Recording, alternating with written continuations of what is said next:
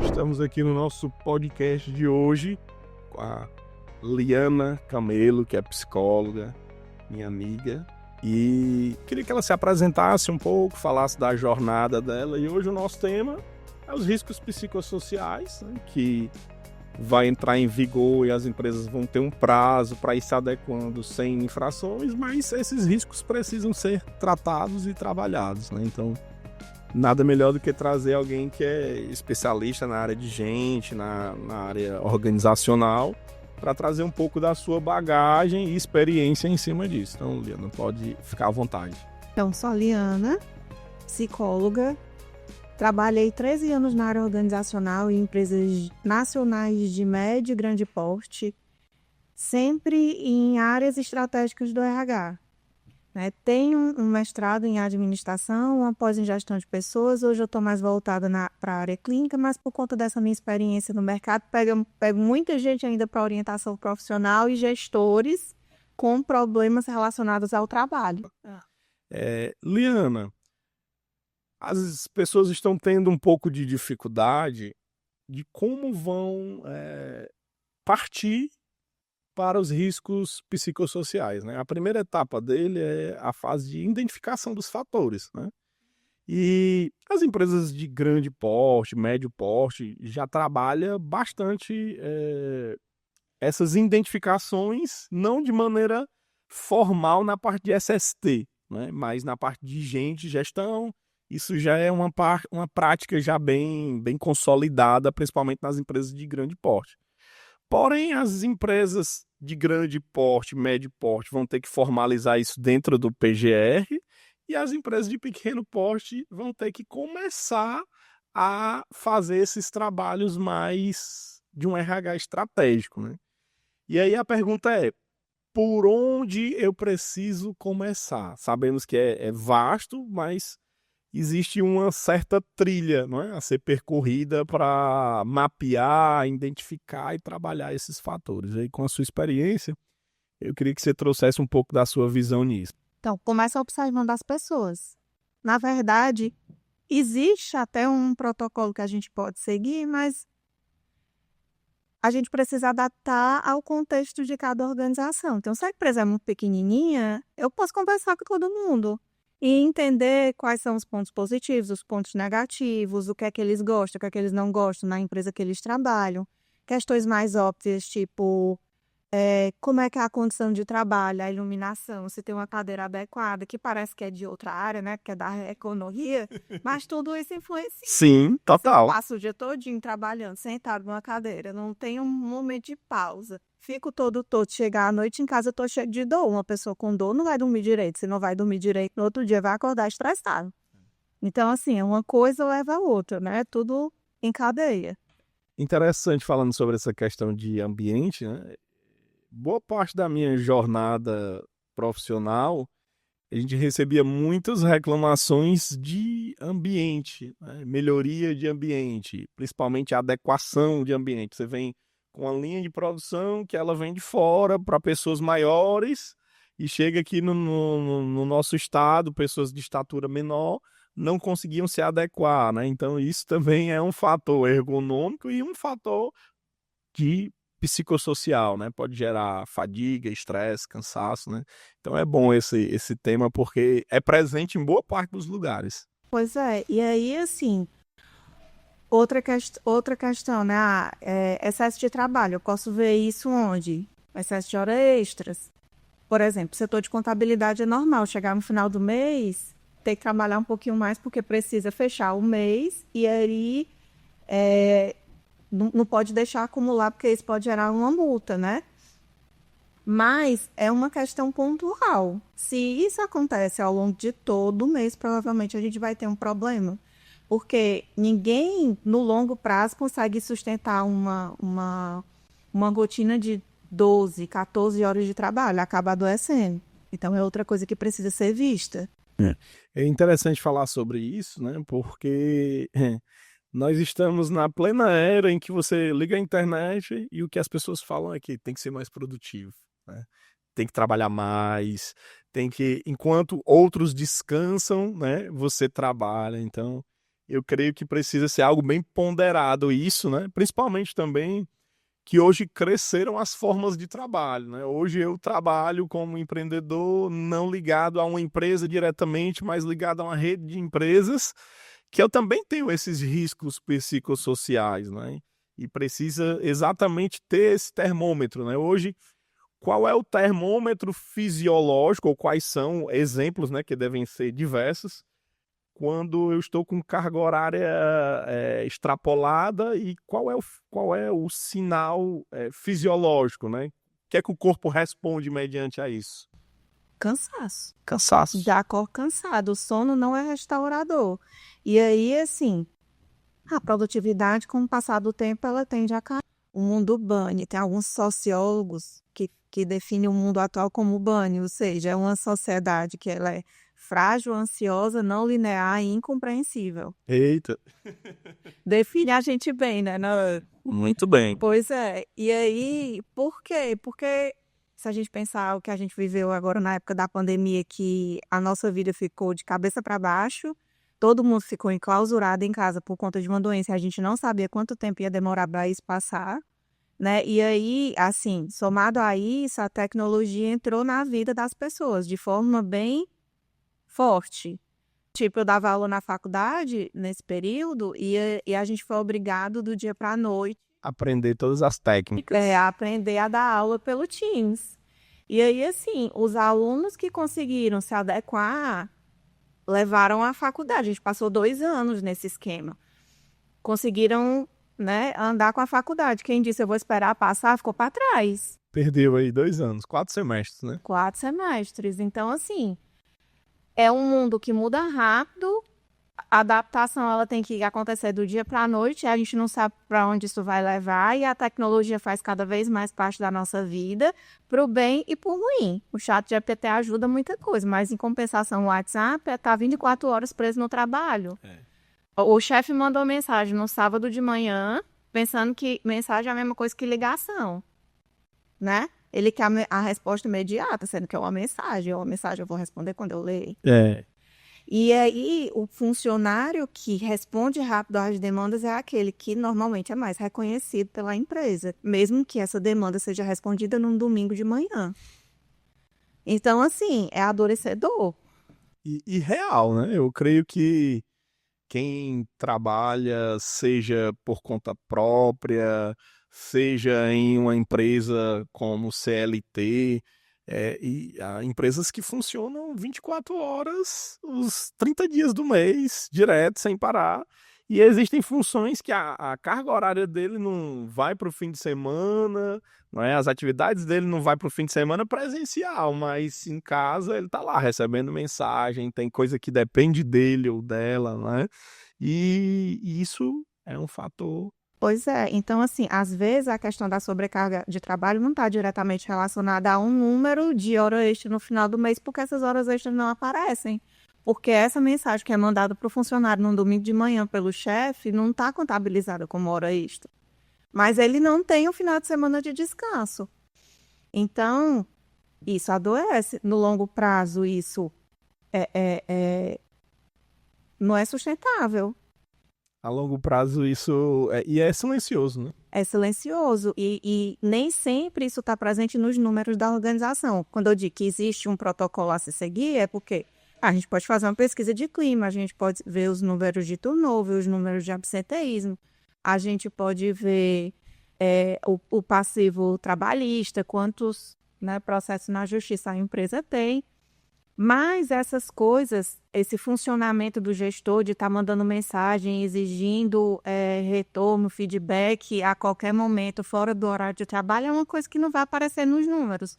Vai muito da sensibilidade da pessoa que está lá, assim, investigando a organização, perceber. E ainda tem um lá dentro. A empresa não vai falar isso com clareza.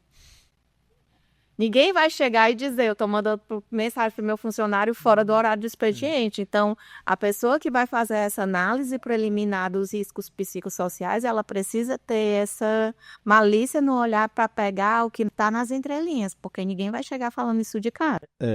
E assim, eu tenho até um exemplo de um amigo que ele trabalhava numa indústria muito grande, que nos períodos de fechamento ele virava noites e noites e noites. E ganhava muito bem por isso, mas ele disse, foram 2 anos que foram tormento. Eu tive que pedir para sair porque eu não aguentava mais. Pois é, e aí, assim, eu tenho uma visão de dentro e de fora da organização. Eu já fui RH, sei como é que é, e agora dentro da clínica eu tenho outra perspectiva, né? A perspectiva mais do trabalhador do que da empresa em si. E aí, quando eu pego casos de burnout dentro da clínica e o funcionário diz que está sobrecarregado de trabalho, o que a gente faz é separar o que é do funcionário e o que é do processo.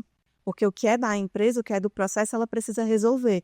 E se o funcionário continua mostrando o resultado, mesmo estando sobrecarregado, como assim? Eu tenho meu horário normal de trabalho, eu não consigo dar conta no meu horário normal de trabalho, eu estou levando o trabalho para casa e o meu empregador não percebe que existe um gap aí, porque eu estou entregando, se eu estou entregando, para ele está tudo bem. É, Então, o que eu muitas vezes faço lá na clínica é o indivíduo perceber a diferença entre o que é ele como profissional e o que é um gap da empresa onde ele trabalha e ele parar de gerar resultado. Porque enquanto ele continua gerando resultado, a empresa não vai resolver. e assim, e esse gerar resultado, esse acúmulo de funções, né, a empresa nunca vai perceber que precisa contratar mais alguém para o time se eu continuo fazendo, né? E aí, assim, é um negócio que é deixa eu e é um negócio que você precisa ter um olhar sensível para capturar até que ponto é uma desorganização do meu funcionário que não consegue fazer tudo dentro do horário normal de trabalho, porque, por exemplo, professores, de vez em quando eu recebo lá no consultório, não dá conta do que precisa ser feito, a parte burocrática, né, fora da sala de aulas, corrigir prova, botar a frequência dos meninos dentro do horário normal de trabalho, apesar dele ter um tempo, porque trabalhar em casa é mais tranquilo. Então, ele acaba deixando de fazer no horário que é para ele fazer, porque em casa ninguém perturba. Para fazer no horário de descanso. Porque é mais tranquilo. Só que não é saudável. E aí o problema é da empresa ou do colaborador. Talvez seja uma desorganização pessoal. Mas o oposto também existe, né? Eu só sou paga por hora aula. Não tenho tempo, um horário administrativo para eu cuidar dessas questões burocráticas. Então, eu sou obrigado a levar para casa. Percebe a diferença? Sim. Então, tem que ter um olhar sensível para identificar até que ponto é uma dificuldade da pessoa e até que ponto é um problema do processo. Tem até um exemplo muito forte nisso, é naquele livro Essencialismo. É um livro Essencialismo que fala, uma empresa foi comprada e aí tinha um colaborador de 50 anos, já tinha naquela empresa mais de 20 anos que ele trabalhava lá, e aí ele permaneceu na equipe de implantação, então tudo que pediam a ele absorvia. Ele absorvia, absorvia, absorvia. Chegou uma hora que ele estava com tantas demandas que ele não entregava mais. E aí disseram, ele está obsoleto. Então, é muito importante essa questão do saber canalizar as demandas, né? E saber dizer não, justamente para não chegar uma hora de parecer que você não dá resultado. Mas, ao mesmo tempo, a posição do colaborador é muito delicada, porque se ele começa a dizer não para a empresa, o risco de ser demitido. Sim, sim. E aí é onde entra a questão do risco psicossocial. Eu creio que vai entrar aí nos riscos psicossociais muito forte essa questão de gestão de demandas. E assim, a gente sabe mais ou menos quais são os setores de uma grande empresa que podem gerar isso em abundância, né? Você falou muito bem, o setor de contabilidade, pessoal na parte de fechamento, fiscal na parte de fechamento de resultado, né? Então, pessoal de expedição. Então, assim, existem áreas que têm um enfoque maior, né? Então, eu creio que ao longo desse período de implementação e de avanço, venham se abrir os olhos, né, para esse tipo de atividade, principalmente na área industrial e setores específicos, né, aviação, portuário, né, que são segmentos que não param, transporte, né, são segmentos que não param e precisam ter realmente um olhar mais próximo, né? Porque eu vejo uma tendência da legislação a estar mais no enfoque da saúde, porque a segurança já vem se falando desde 1978.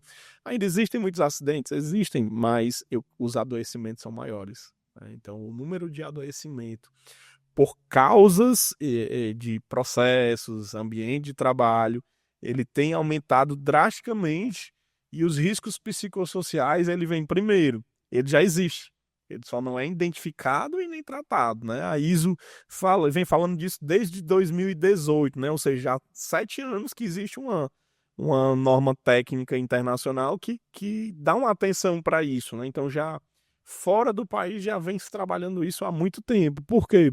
Porque os fatores psicossociais, eles podem, dependendo do nível da organização, ser o maior risco no ambiente de trabalho, né? Ser o maior risco. E como é que eu posso começar a identificar, né? A gente tem absenteísmo, você falou do turnover, né? Admissão e demissão, e pesquisa de clima, né? Hoje eu posso modular uma pesquisa de clima para entender como é que está essa questão no ambiente de trabalho, como é que seria basicamente esse direcionamento? Pois é, a pesquisa de clima tem alguns pontos que você precisa observar, né? A relação do trabalhador com as atividades dele, com a liderança, o nível de satisfação com a empresa como um todo, se ele tem as informações e os recursos necessários para realizar o trabalho. E aí, alguns outros tópicos podem surgir dependendo do porte e da estrutura da empresa. Por exemplo, se a empresa tem benefícios, investigar como é que esses colaboradores se relacionam com esses benefícios, se estão satisfeitos, se não estão satisfeitos, como é que é a estrutura física da empresa, como é que é o refeitório, a alimentação. A gente pensa que não, mas a alimentação é uma coisa básica, Sim. né? Então, a alimentação gostosa, de qualidade, não que vá deixar o funcionário extremamente satisfeito, mas se você não tem o mínimo de qualidade disso, deixa insatisfeito. Total, né? A gente viveu isso aí no passado. Pois é, então assim, são pontos, detalhes que influenciam o clima organizacional também, como é que se dá a relação entre as pessoas, se é cobra engolindo cobra ou se o que impede é a parceria. Eu me lembro muito bem, coisa que hoje em alguns lugares eu não vejo mais essa prática, né? Que quando entrava um funcionário novo, ele era passado com o RH em setor a setor para saber quem são as pessoas ali, né? Quem são os gestores ali. Isso pode parecer besteira, né? Mas é uma forma de integrar o colaborador à empresa e ele não ser um desconhecido, né? Uma prática super simples que eu achei bacana demais foi levar o colaborador a fazer compras. Vamos lá no almoxarifado.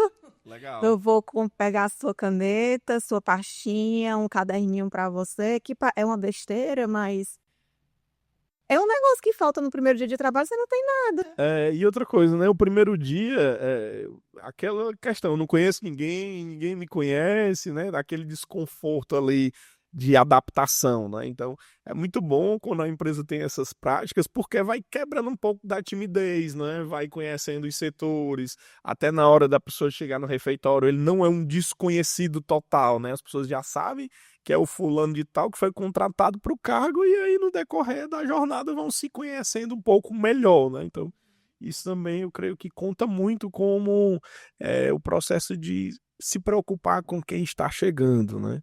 A questão também do monitorar as expectativas e satisfação de quem chegou, né? Eu estou aqui já, período de experiência, né? Então, fazer essas avaliações mais de perto, eu creio que isso ajuda bastante nesse diagnóstico, né? E assim, até antes, o RH envolver o supervisor na seleção do profissional, porque se o supervisor não participa do processo seletivo, se a pessoa que ele escolhe, assim, se não é ele quem escolhe a pessoa final, a probabilidade dele sabotar o processo de adaptação do colaborador novo é gigante. Porque não fui eu que escolhi, então não vou dar a atenção que eu preciso, que eu mereço, né? Ele merece. Mas se é o supervisor que participa do processo e escolhe dar a martelada final, ele vai ser o principal interessado que o cara dê certo, porque se o cara não der certo também foi responsabilidade dele. Vai ser um patrocinador, né? E aí, assim, no começo, quando a gente entra na empresa, geralmente se fica muito inseguro. Será que eu estou dando conta? Será que eu não estou dando conta? Principalmente quando a pessoa tem todo o interesse de permanecer. Sim. E aí, muitos gestores pecam nesse feedback inicial.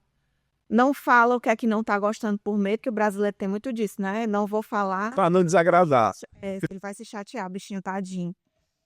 E aí, o colaborador faz, achando que está certo, que está acertando, mas na verdade não está agradando. Isso isso é um dos fatores, né, que faz com que a empresa perca, né, funcionários, né? Ele foi contratado, não foi acompanhado,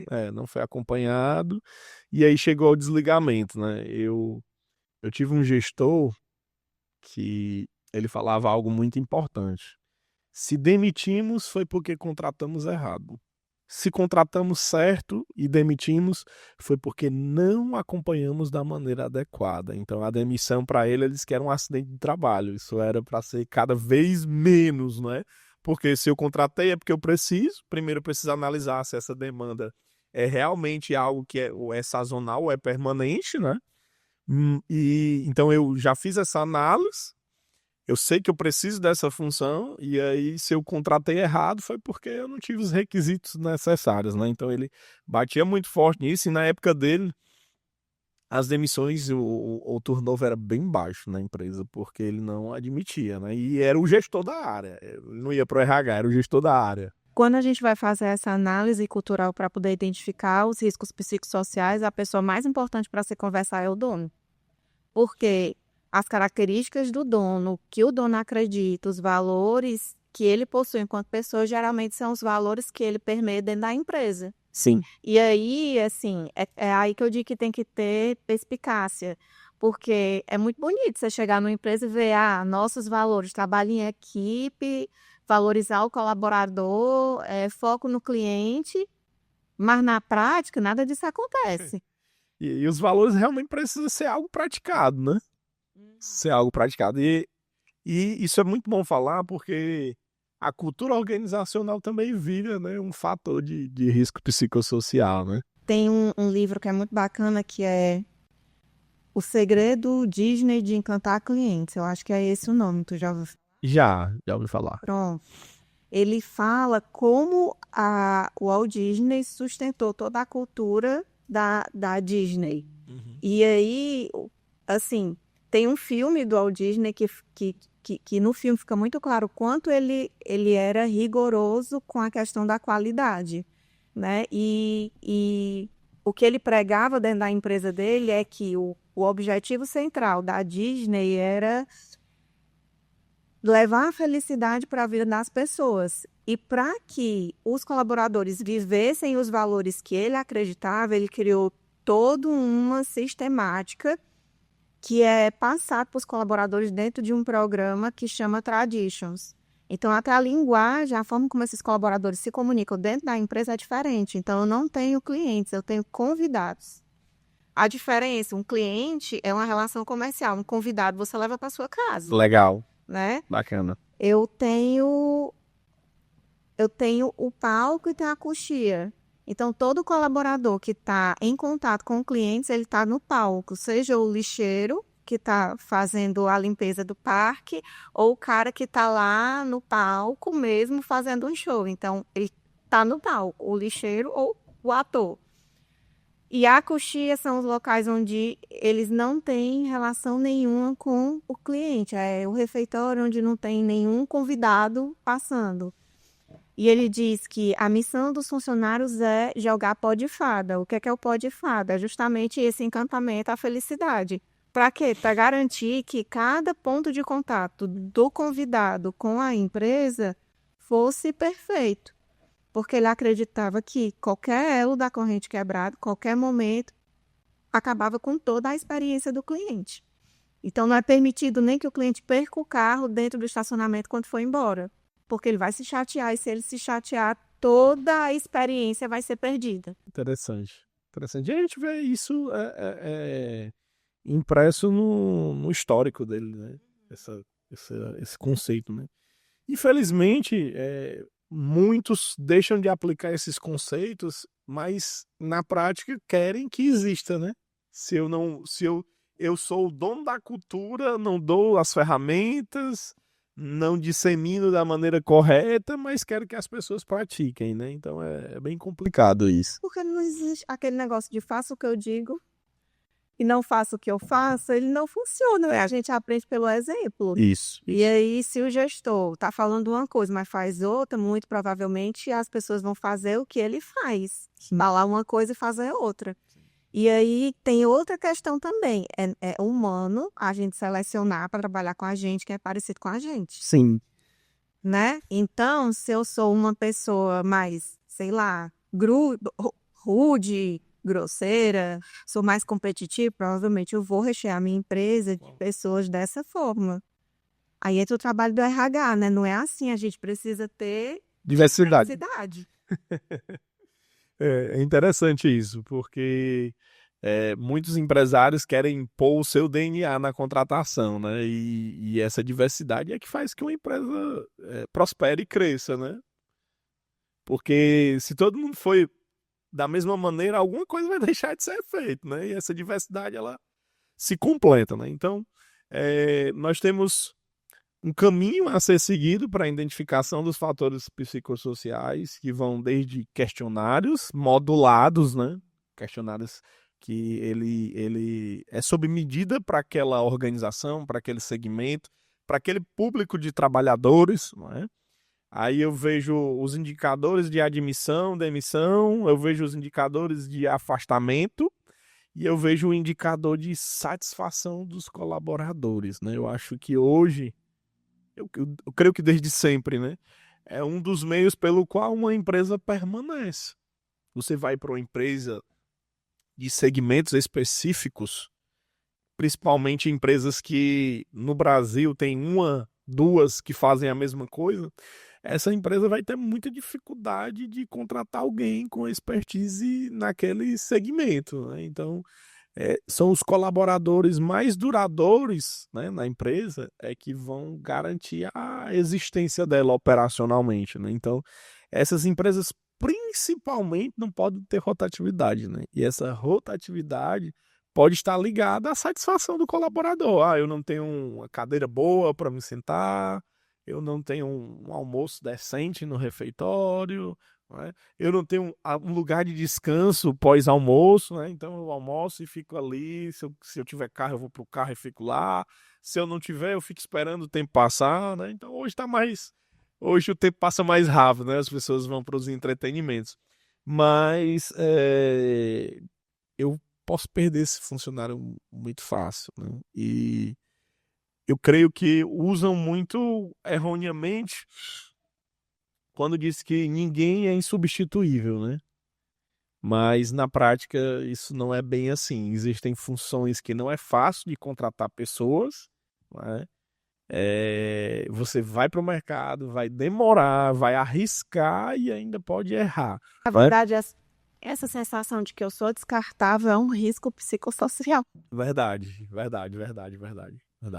É um risco. A insegurança, né? A insegurança no trabalho, né? Assim, eu não tenho segurança de que eu posso construir coisas fora da empresa porque eu faço um bom trabalho, né? Que eu estou satisfeito ali. E isso é um dos fatores que eu creio que muito empresário usa disso para ninguém pedir aumento, né? A empresa está passando por crise, né? Nós estamos em dificuldade financeira, em recessão, então essa fala, esse discurso, de vez de fazer com que as pessoas se motivem, eu vou procurar um outro emprego, né? Porque já que tá difícil, então eu não vou ficar num lugar que pode fechar amanhã e eu perder minhas verbas rescisórias, né? Eu trabalhei numa empresa em que estava passando por dificuldades financeiras e aí o gestor começou a fazer todo mês reunião com o pessoal da operação para poder passar os números da fábrica, né? Para ver se conseguia envolver as pessoas para ter mais garra para gerar melhores resultados.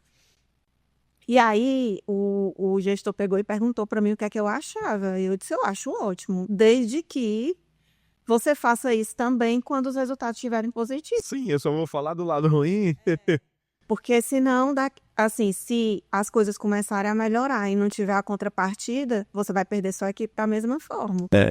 E assim, eu vou até falar um pouco de contexto de certificação, né? Quando você fala em gestão da qualidade, os colaboradores precisam estar envolvidos no resultado, né? Não só envolvidos em entregar o resultado, mas também saber, olha, o que nós estamos fazendo, está fazendo com que a empresa cresça, está fazendo com que a gente reduza os desperdícios, está fazendo com que sejamos mais eficientes, né? Eu tenho um filme que eu gosto muito de recomendar quando fala desse contexto, até um filme cristão chamado A Forja. Esse filme saiu em 2024. Fala exatamente isso. Quando as pessoas estão satisfeitas com o que fazem, estão satisfeitas no ambiente que elas estão, elas entregam resultados assim extraordinários. Por quê? Porque vão dar o seu melhor e sabe que o seu melhor também vai ser reconhecido, né? Então, quem quiser assistir esse filme, vale muito a pena. Precisa ter uma conexão emocional com o trabalho, né? Tu sabe quais são os colaboradores mais satisfeitos? São os colaboradores que trabalham em empresas filantrópicas. Porque ele vê valor no trabalho. Dê valor no trabalho dele. Isso é muito importante. Chega uma fase, né, profissional que você necessita isso, né, de ver valor agregado no seu trabalho, né? Pois é, e às vezes o dono peca em passar esse valor para os colaboradores. Tipo, quando o Walt Disney chega e diz, ó, sua missão enquanto meu colaborador, meu funcionário é espalhar pó de fada, ele está dizendo, ó, você leva felicidade para a vida das pessoas, onde quer, exercendo qualquer função dentro da minha empresa. E é diferente de falar, ó, você é o lixeiro, você é o ator. Eu cheguei a fazer seleção em empresa que valeu a pena, embora não ter sido aprovado, ainda era recém-formado, e era um cargo de bastante complexidade, né? Mas no meio da seleção tinha um senhor sentado, acompanhando tudo ali no auditório. Na hora do almoço, ele estava com as pessoas, e aí no final do processo ele foi dar uma palavra. Ele disse: gostaria de me apresentar, sou presidente dessa organização, meu nome é fulano de tal, tal. E eu queria que vocês soubessem que eu faço questão de participar dos processos de contratação, porque aqui nós não contratamos um funcionário, nós acrescentamos uma pessoa à nossa família. E para entrar na nossa família existem valores, esses são os nossos valores, né? E de fato essa empresa era muito conhecida pela humanidade que ela tratava os seus colaboradores, não era só um discurso, né, motivacional, mas era uma prática. Então, assim, me encantou ter participado daquele processo, mesmo não tendo sido contratado, em ter visto que ainda existem pessoas que acreditam no outro, né? Tem um cara que é gestor da empresa vagas.com, que ele dizia muito isso, que as pessoas na organização, eles precisam viver os valores da empresa. E viver os valores da empresa significa eu me apropriar disso e me comportar de acordo. Então, assim, o que é o dono da empresa, numa agenda apertada que ele deve ter, parar o que ele está fazendo para ir acompanhar o processo seletivo de novos colaboradores. Não é só não é o que ele falou, é o que ele fez. Exato. Entendeu? Então, é aí o grande quê da questão. E isso influencia diretamente o nível de satisfação das pessoas. São atitudes, não são palavras. Eu participei de um processo seletivo quando eu saí de uma empresa e fui para outra. E aí, no meio do processo seletivo, eu descobri que estava grávida. E aí, eu me despedi do processo seletivo porque infelizmente eu descobri que eu estava grávida, eu vou ter que sair da seleção. A gestora da empresa pegou e me ligou de volta. Não, a gente gostou bastante do seu currículo e eu quero que você continue participando do processo. Humanidade, né? E o que as empresas veem muitas vezes é só que mulheres engravidam e passam 4 meses de licença paternidade.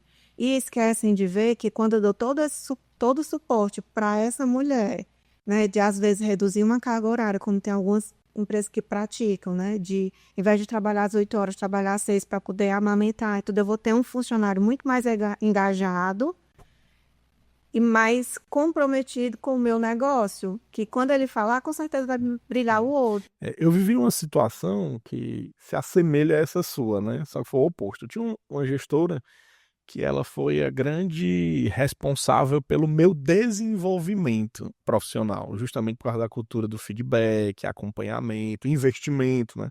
Então, na época, ela fez bastante investimento. Acho que do setor, quem fazia mais cursos e treinamento fora era eu. Então, ela me patrocinou no que foi possível. E aí chegou o dia dela entrar de licença maternidade. Só que quando ela foi entrar de licença, próximo ela entrar de licença maternidade, a empresa estava desativando muitos processos de linha de produção. A gente sabia que a empresa estava entrando em crise. E ela sentou comigo e disse assim: eu só lhe peço uma coisa, não saia na minha ausência. Não saia na minha ausência, porque eu não vou ter como selecionar alguém para assumir o seu cargo do jeito que assim, você tem um perfil no qual é o perfil que eu sempre busquei e não vai ser fácil contratar alguém para ficar no seu lugar. Eu só lhe peço isso. E aí ela foi para a licença maternidade. Me apareceram excelentes propostas, mas por conta de tudo que ela fez por mim, de todo o cuidado que ela teve para me desenvolver, eu recusei essas propostas, né?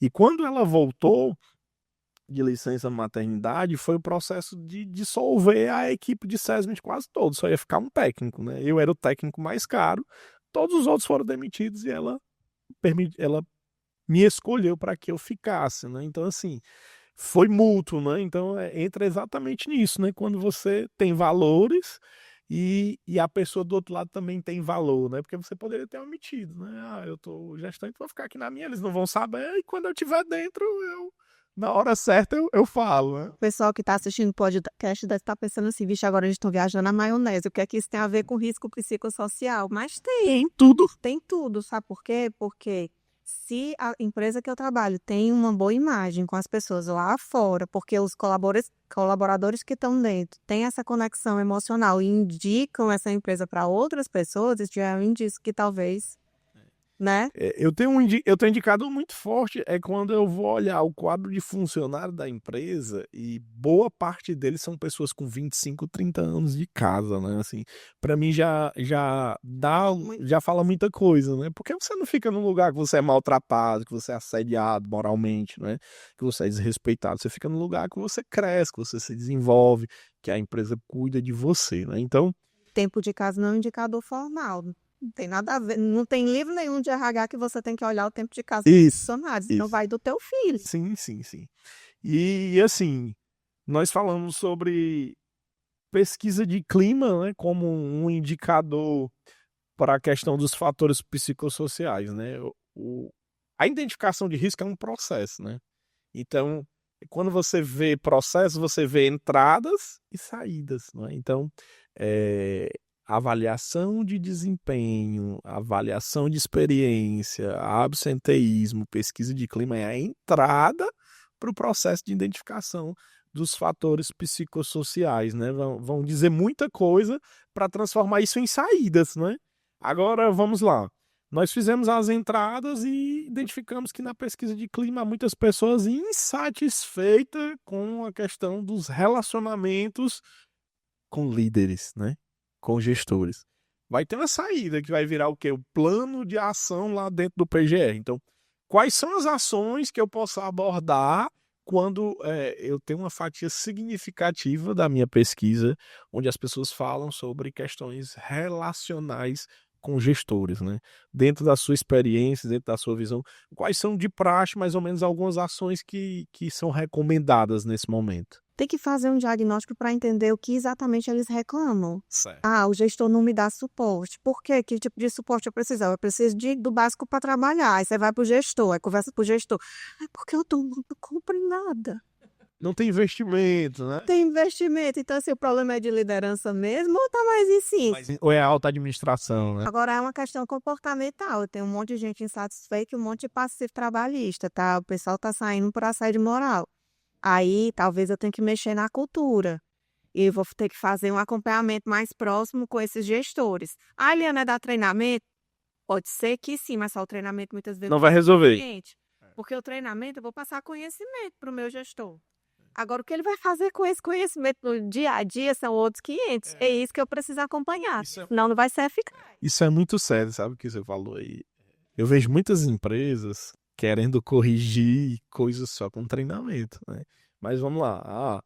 O problema é exatamente esse, né? Eu tenho um passivo trabalhista muito grande, eu tenho muitas reclamações por tratativas. Pronto, aí deixa eu continuar, né? Dei o treinamento e aí eu preciso cobrar a mudança comportamental, porque o treinamento eu tô falando só de teoria. Sim. E aí eu coloco o líder coladinho com o RH para o RH fazer um acompanhamento mais imediato, talvez até participando das reuniões técnicas com a equipe, vendo como é que esse líder se comporta, para dar feedbacks, ó, melhora isso, melhora aquilo outro, mais na prática. E monitorar. Monitoro como? Avaliação invertida, 360, em que esse líder, o comportamento desse líder vai ser avaliado pela equipe e pelos pares. E aí eu consigo ver, ó, ele saiu de uma nota 3 para uma nota 4. Houve avanço. Houve avanço. Isso é importante dentro desse trabalho, né? Eu creio que identificação de fatores psicossociais é um estudo, né? E esse estudo ele vai ser revisado com muita frequência. Por quê? Porque existem empresas que têm estágios, né? Tem um período ali que está em baixa, que as coisas é mais calmas. Tem um período que está em alta, as pessoas estão mais eufóricas. Estamos tendo mais contratações, mais demissões, mais aplicação de punições, né? Então, tudo isso precisa ser analisado em estágios, né?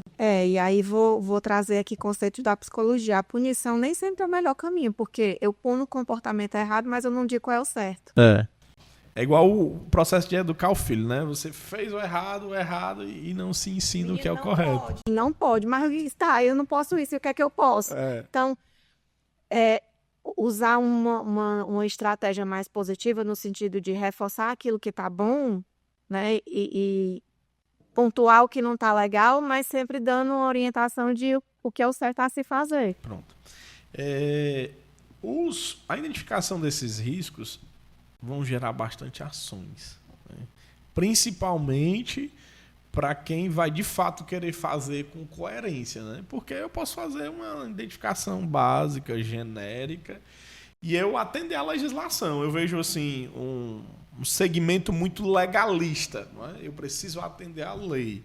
Só que eu vejo os fatores psicossociais como um RH estratégico para garantir o quê? A melhoria contínua do tratamento de pessoas, contratação de pessoas, manter a satisfação das pessoas. Para quê? Para que essa empresa continue dando resultado, para que essa empresa continue crescendo, né? Então, uma vez que eu olho para essas questões de maneira estratégica, né, eu estou me comprometendo com o crescimento da organização. Pois é, e aí acho que o RH não trabalha diretamente com a base, né? Com A operação. Não. O RH estratégico, ele trabalha com a gestão. O meu trabalho é desenvolver gestores para que os gestores trabalhem de forma adequada com a operação. E aí é nesse ponto em que o pessoal do RH falha. Porque eles fazem o levantamento da pesquisa de clima, mas não conseguem envolver a gestão a desenvolver projetos para melhorar os resultados. Engajamento é tudo, né? E aí, onde é que peca? Porque quando a gente fala de risco psicossocial, é muito subjetivo. Então, não sabe transformar esse risco psicossocial em retorno financeiro para o negócio. E aí, quando eu não consigo falar nessa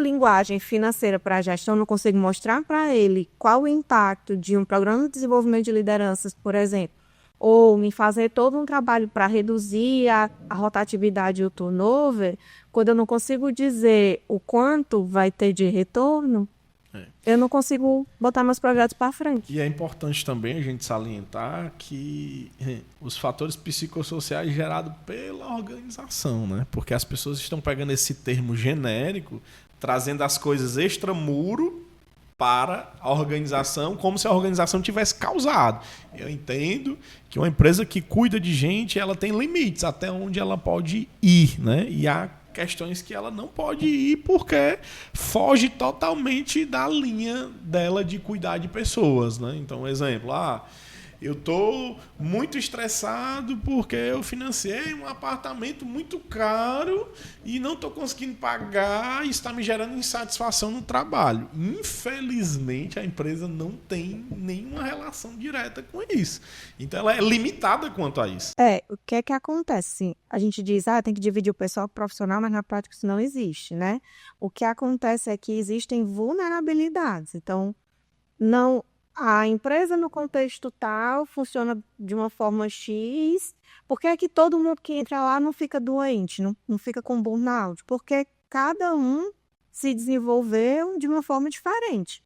E tem gente que é mais vulnerável, vai entrar nesse contexto e vai adoecer, que nem aconteceu com a pandemia. As pessoas que tinham mais vulnerabilidades na época da pandemia adoeceram de verdade, porque já tinha uma história de vida que favorecia o adoecimento. Com a empresa é a mesma coisa, só que o que é que a gente consegue caracterizar? Se é um burnout, que é uma síndrome relacionada ao trabalho, na hora que eu tiro do trabalho, a pessoa tende a melhorar. O que acontece com o burnout é isso, a pessoa se afasta, melhora. Quando volta, piora de novo. Entende? Entendo. Eu creio que às vezes a pessoa tem até que trocar de atividade em si, né? Às vezes ela não é satisfeita com o que ela faz em si mesmo, né? Formação. Eu conheci um advogado que o sonho dele era ser advogado, mas a família toda era da área jurídica e ninguém queria que ele fosse da área jurídica, queria que ele fosse ser engenheiro. Então ele se formou em engenharia mecânica, fez mestrado, era gerente de fábrica, ele disse 10 anos trabalhando e infeliz no que fazia, né? E aí chegou um dia que ele disse, olha, eu não vou mais seguir a orientação familiar e eu vou fazer de fato o que eu creio que é minha missão de vida. Pois é, aí a gente pega esse caso, a pessoa adoeceu por conta do trabalho? Adoeceu. Mas, se a gente for analisar os números, isso acontecia com certa frequência no local que ele estava trabalhando, porque aí, se outras pessoas estão adoecendo como ele, não é uma questão individual, é uma questão coletivo. organizacional, coletivo. É aí o pulo do gato, entende? Entendo sim. Porque no caso dele foi o trabalho também. Sim. Mas por quê? Porque ele nunca trilhou o caminho que ele quis trilhar. Ele trilhou guiado pelas outras pessoas. Ele estava muito mais lá para satisfazer o desejo da família do que o desejo dele.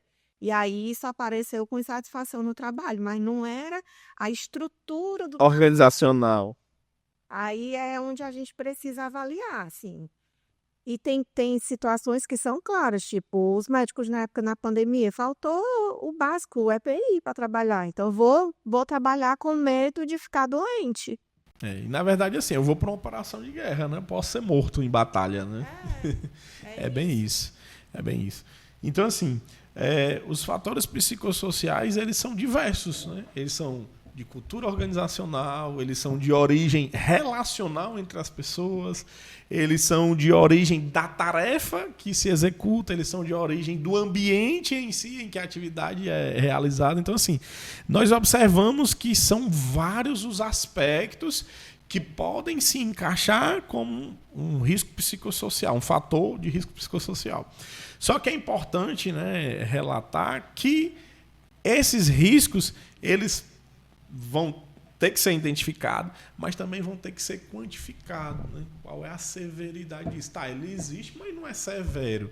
Com base no quê? Com base na probabilidade, né? Eu tenho 50 pessoas que fazem a mesma coisa, mas eu tenho 3 que apresentam um fator psicossocial. Então, a minha probabilidade é baixa. Por quê? Porque é um número mínimo de pessoas que executam essa atividade que estão tendo esse problema. Mas isso também não significa que eu não tenha que tratar, né? Eu creio que a parte do identificar não é difícil. A parte do tratar esses riscos, esses fatores de risco psicossocial, é que vai ser o grande embate para quem não fazia. Pois é, e aí tratar não significa, vou fazer um plantão psicológico na empresa, vou tratar um indivíduo. Quando a gente está falando de risco psicossocial, é um processo de trabalho, sim. Então, trabalhar a 4 mãos. Eu vou resolver o problema do indivíduo porque ele está em sofrimento, mas eu também preciso olhar para dentro da minha empresa e entender o que é que está causando aquilo ali. É porque ele está sobrecarregado de clientes, ele não consegue dar conta. Então, vou ter que contratar mais pessoas, dividir o trabalho para poder reduzir a probabilidade daquele indivíduo adoecer novamente ou de outra pessoa da equipe adoecer. Então, assim, pagar um plantão psicológico não resolve porque eu não estou ajustando o processo na raiz, que é dentro da empresa. É muito coerente a sua fala, porque é uma ação de enxugar gelo. Porque, tudo bem, o ser humano precisa ser tratado, mas eu vou inserir ele de novo dentro do ambiente que vai adoecer ele. Olha lá no pior, que agora ele tem mais consciência, não é? Antes ele só tinha suspeita, hoje ele já tem certeza que aquele ambiente está adoecendo ele, né? Então, isso é uma mensagem que precisa ser levada. E aí você manda o indivíduo para a terapia, é um tiro do pé, porque aí lá a terapeuta vai trabalhar, e qual é o teu plano B? Daqui a pouco ele pede demissão e vai fazer outra coisa da vida, você perdeu um funcionário. É isso aí. Ou se afastar para tratar a distância, né? Não estar mais dentro da organização, que é uma outra perca, né? Então, assim, eu vejo muitos empresários falar de questões de tributo, falar da dificuldade de ser empreendedor no país, não é? Mas eles esquecem que se eu tiver pessoas comprometidas, qualificadas, capacitadas e cuidadas, se o negócio realmente for um negócio rentável, ele vai alavancar, né? Ele vai alavancar. Então, os fatores psicossociais podem estar gerando prejuízos financeiros e você não enxerga. Por quê? Porque sempre olha com o olhar de mais uma lei a ser cumprida, mais uma obrigação dentre várias que eu já tenho e não mais uma oportunidade de eu pegar ferramentas e aplicar no ambiente de trabalho. Porque eu ando em organizações que têm uma cultura de liderança muito baixa. Os líderes foram os caras que começaram com o dono da empresa quando era apenas um sonho, né? E hoje a empresa é uma realidade, cada um virou gerente lá na empresa, entrega resultado numérico, mas os colaboradores são extremamente insatisfeitos com a comunicação, com a tratativa, com o comportamento, não é? Então, assim, até que ponto vale, não é, isso? A empresa cresceu. Será se o que está me impedindo de ir para o próximo nível são essas pessoas? Não é? Mas vou fazer um trabalho de treinamento com liderança. Já foi feito. Já foi contratado consultorias, já foram feitos diagnósticos, já foram feitos treinamentos. Então, assim, eu continuo insistindo no sujeito alterador, né? No que causa realmente o desconforto no ambiente laboral. Né? É o dono. Eu acho que era hora dele botar um conselho e se afastar. Né? Dar um conselho e se afastar para haver mudanças nessas estruturas. Nós não sabemos nós sabemos que não é fácil, né, haver essa mudança de cadeira, mas chega uma hora que é necessário, porque vocês levaram até aqui, mas a empresa precisa continuar. E vocês não estão colaborando. Eu fiz o investimento, eu cuidei, eu tratei, mas vocês não buscam se desenvolver. Não é? Geralmente são, lá no caso específico dessa empresa, são pessoas bem rudes, sabe? Que acham que o trabalhador precisa, né, fazer o que eles mandam e etc. E isso é um impacto, né, no ambiente laboral. Talvez o trabalho teria que ser feito primeiro com os donos. Com os diretores, né? O problema é que a coisa mais difícil da gente mudar é a cultura. E mais demorada, né? E assim, tem alguns estudos, inclusive, que falam que a cultura ela é possível de ser mudada, mas ela geralmente é mudada em situações marcantes. Ou caso de vida ou morte, tipo, a empresa está à beira da falência. Ou ela muda, ela fecha as portas, ou mudança de gestão. E principalmente por ser uma empresa familiar, nesse caso específico, eu acho que vai haver uma mudança de pai para filho, o filho vai assumir e vai dar um outro direcionamento ao negócio, né? Pois é, nós já falamos sobre tudo que permeiam, não é? Acho que já atendemos aqui o nosso propósito de hoje. Eu vou deixar no link do vídeo, né? Como vocês podem encontrar a Liana nas redes sociais, ela trabalha com essa parte dos fatores psicossociais, trabalha com atendimento psicológico e com a questão também da rede de apoio, né? Porque quando eu for fazer a tratativa, eu vou precisar de uma rede de apoio para estar sendo assistência para as organizações, né? Então vai estar tudo no link do vídeo, vocês vão encontrá-la facilmente, né? Se vocês gostaram do conteúdo, né, curtam, compartilhem, para que esse vídeo chegue a mais pessoas, né? Se é relevante, precisa ser passado adiante, né? Então eu agradeço a presença dela aqui, sempre é um prazer em ter esse momento de conversa com quem entende o assunto, né? Então a gente sempre está crescendo e trocando figurinha, porque sabemos que vai ser um desafio essa implementação desses fatores psicossociais. Pessoal, valeu, até a próxima.